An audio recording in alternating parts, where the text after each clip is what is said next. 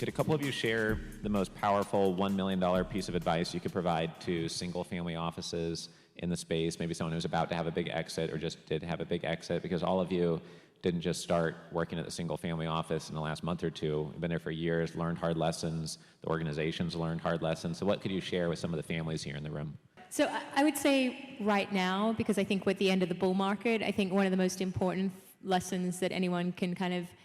take away is not to be highly levered,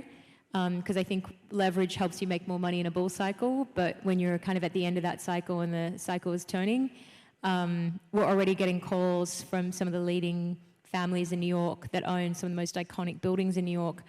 and they bought them for a 3 cap and their cost of debt is now at 5, and they're losing money every month. And they're not dramatically distressed yet, but give it a couple of years, they could be. So given that we're at the end of this bull cycle and, you're seeing high unemployment in,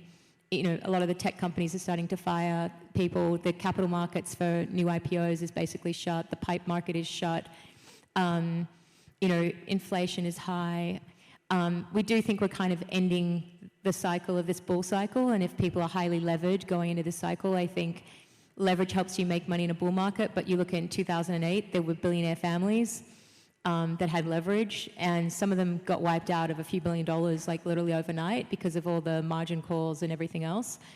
So I'd say the biggest takeaway that anyone would take from lessons we've learned over the past 20 years is, especially when you're heading into more